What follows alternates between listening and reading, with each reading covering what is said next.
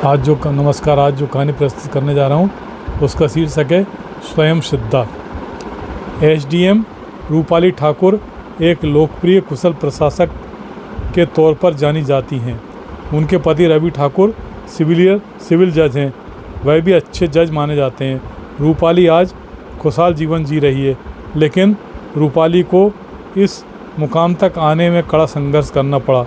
वह आज अपने बंगले पर अकेली थी और अपने अतीत को याद कर रही थी। वक्त कितनी तेज़ी से गुजरा और वे वो सब कर पाई जो करना चाहती थी। रूपाली जी को अपना वो समय याद आया जब वह कक्षा 5 में सरकारी स्कूल में पढ़ती थी। उनका भाई राहुल 3 वर्ष का था, जो आज सफल आर्किटेक्ट है। बहन अंकिता 7 वर्ष की थी, जो अब मेडिकल ऑफिसर है। उस समय उनकी मां भगवती मजदूरी करके बच्चों की परवरिश कर रही थी। रूपाली जी के पिता कुछ नहीं करते थे। शराब पीकर झगड़ा करना और आए दिन भगवती के साथ मारपीट करना उनका काम था। तीनों बच्चे डरे सहमे रहते थे। पड़ोस की निशा चाची उनसे सहानुभूति रखती थी।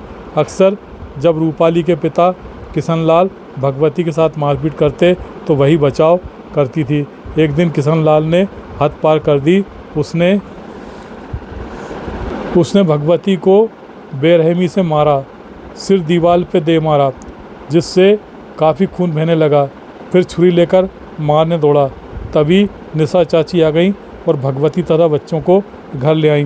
भगवती ने तय कर लिया था कि वह अब किशनलाल के साथ नहीं रहेगी, ना ही बच्चों को उसके पास रहने देगी। वह किशनलाल को उसके हाल पर छोड़ अपने तीनों बच्चों को लेकर अपनी बुआ सरजी के यहाँ हैदराबाद आ गई। सरजी ने उसे किराए का छोटा मकान दिलवा दिया एवं एक लघु उद्योग में उसे काम भी दिलवा दिया। वहीं भगवती के संपर्क में रघुवीर आया। रघुवीर भी परेशान था। रघुवीर की 2 जुड़वा बेटियां थीं, जिनको दादा दादी पाल रहे थे। रघुवीर की पत्नी, जो उसे तथा बच्चों को छोड़कर अपने प्रेमी के साथ चली गई थी। भगवती और रघुवीर में निकटता बढ़ने लगी। भगवती की बुआ ने उसमें सहयोग किया। कुछ दिन के बाद भगवती ने रघुवीर से दूसरी शादी कर ली। रघुवीर ने भगवती के बच्चों को अपनाने का वायदा किया। भगवती रघुवीर के साथ अपने बच्चों को लेकर भोपाल के पास एक कस्बा नुमा गाँव सेमरी में आ गई। रूपाली का 7वीं क्लास में सरकारी स्कूल में एडमिशन करा दिया गया। रूपाली की बहन अंकिता का कक्षा 3 में। भगवती और रघुवीर दिन में फैक्ट्री में काम करने जाते। रूपाली तथा दोनों बहन भाई दादा दादी के हवाले रहते। यहाँ रूपाली को भेदभाव का शिकार होना पड़ा। दादा दादी रघुवीर की दोनों बच्चियों से तो दुलार करते तथा रूपाली और उसके बहन भाई को प्रताड़ित करते। रूपाली तो सुबह से रात के 10 बजे तक घर के काम में ही लगी रहती। बस स्कूल के समय में ही उसे काम से निजात मिलती।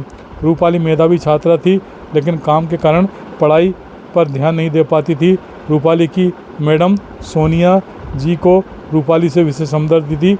उन्होंने जब रूपाली से उसकी परेशानी के विषय में पूछा तो सारी बात पता चली। रूपाली बोली, मैं पढ़ना चाहती हूँ। सोनिया मैडम बोली, तुम्हें पढ़ने का पूरा अवसर मैं दिलाऊंगी। फिर सोनिया मैडम ने रूपाली का दाखिला सरकारी कन्या छात्रावास में कराया, जो भोपाल में था, और उसी के पास के सरकारी स्कूल में एडमिशन करा दिया। रूपाली की मां भगवती ने इस पर एतराज़ जाहिर की, इस पर प्रसन्नता जाहिर की। इसी तरह रूपाली की बहन अंकिता का भी छात्रावास में दाखिला करा दिया गया। भाई राहुल 5वीं तक गांव में पढ़ा, फिर उसका नवोदय में एडमिशन हो गया। इसके बाद रूपाली हर साल अपनी कक्षा में टॉप आती रही। छात्रवृत्ति मिली और सरकारी तरक्की करते हुए ग्रेजुएशन किया।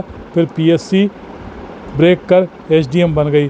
कुछ दिनों बाद रूपाली जी की शादी रवि ठाकुर जी से हो गई, जो सिविल जज थे।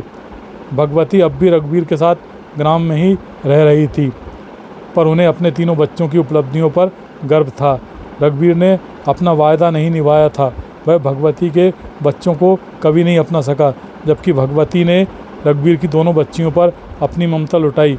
इसके बाद भी वे बच्चियां 5वीं से आगे नहीं पढ़ पाईं। रघुवीर ने बड़े होने पर उनकी शादी कर दी थी और वह साधारण जीवन जी रही थी। रूपाली जी अपनी यादों के दायरे से बाहर निकल आई थी और फिर अपने कामों में जुट गई थी।